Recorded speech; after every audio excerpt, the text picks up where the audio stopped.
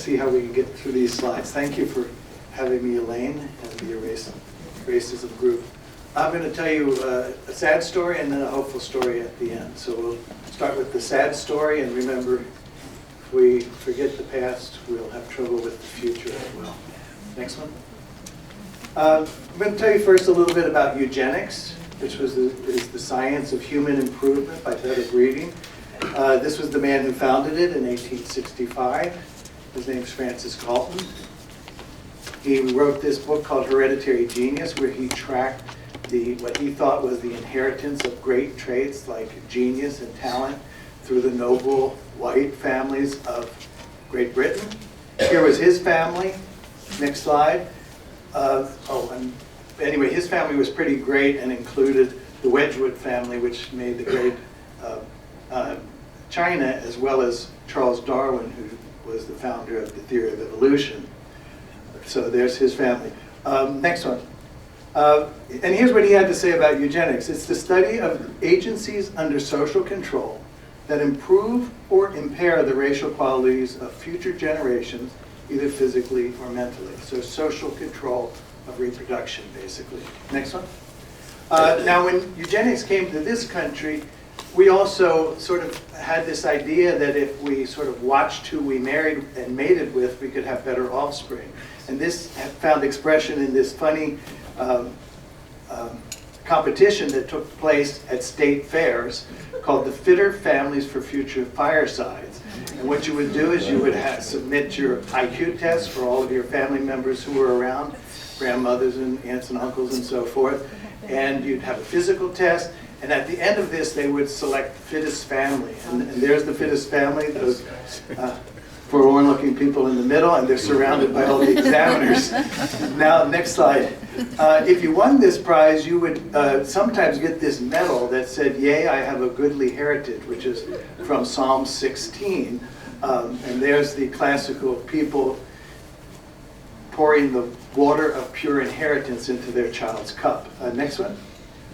Now, here at Cold Spring Harbor, the forerunner of my institution, they became very interested in eugenics. And these two gentlemen, Harry Laughlin and Charles Davenport, founded the Eugenics Record Office at Cold Spring Harbor in 1910.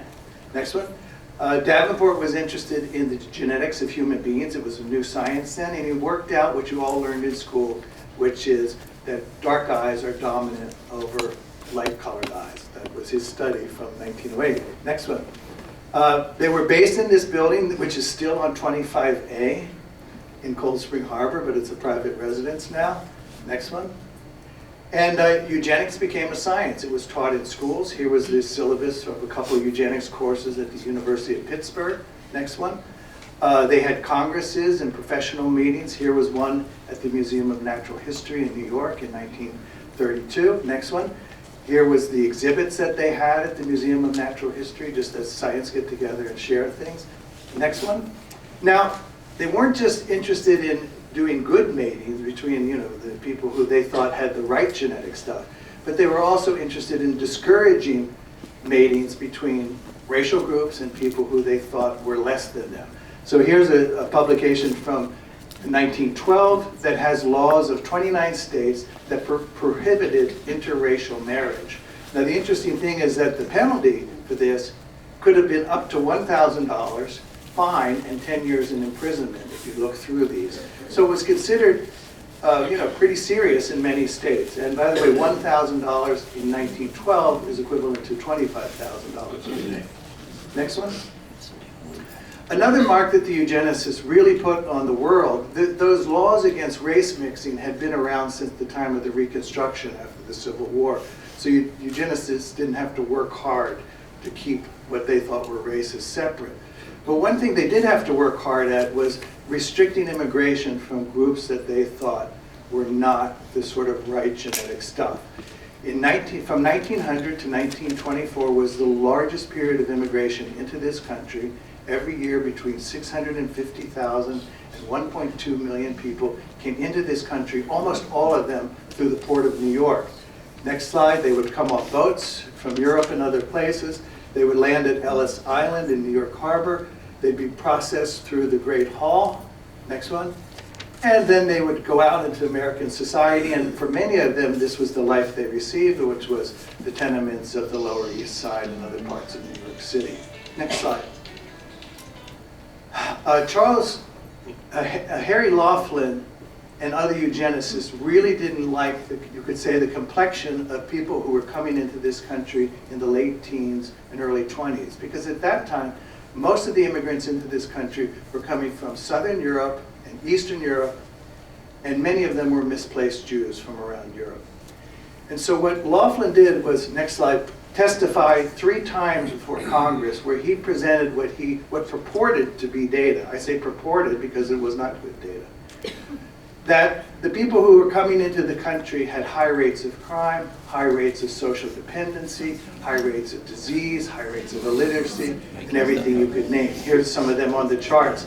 Now, and generally what you'll find is that they thought that those races, as I said, from Eastern and Southern Europe, had higher rates of all of these social problems than people, say, from Northern and Western Europe, which, by the way, was the founding people of the United States, other than the Native Americans, of course.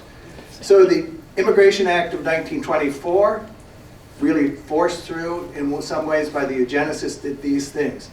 It cut American immigration by 85%. And that impact was mainly felt on these countries from the people from Southern and Eastern Europe. It really cut that off entirely. It capped the immigration from those places at just 9%, whereas before they had probably been 90%. Immigration in the United States did not regain these levels until the 1980s, so this cut off immigration from Southern and Eastern Europe effectively for 50 years.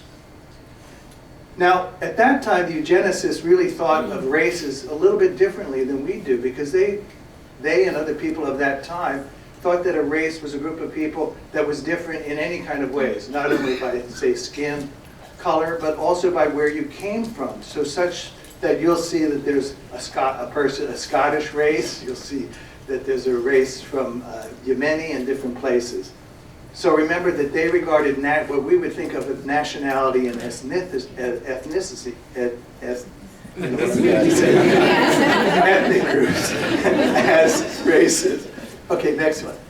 Well, here's what I want to tell you, the hopeful story. I told you sort of the down story. Let me tell you what we know as geneticists now, as best as we can tell.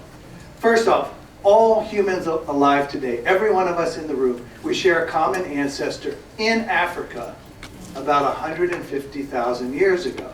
Next one.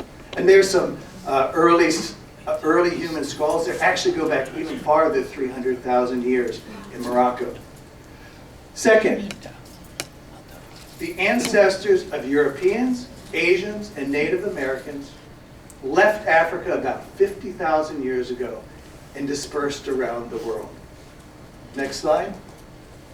So I like to say we are all Africans, either living there currently or recent immigrants. Okay. And here's a slide of how people moved around the earth, and especially out of Africa about 50,000 years ago, and to all the other places on earth. So all people are closely related because, in fact, we share this common ancestor pretty recently in evolutionary time. Between any two people in this room, we might have 1/10 to 0.2% genetic difference. It's hardly anything. Now, if you take a corn plant or a maize plant, next slide, and there's some races of maize that are all basically from central Mexico and northern part of South America, they have 5 to 10% genetic difference between any two ones of those ears of corn. Now that's a big difference, not the 0.2% that might be between you or me.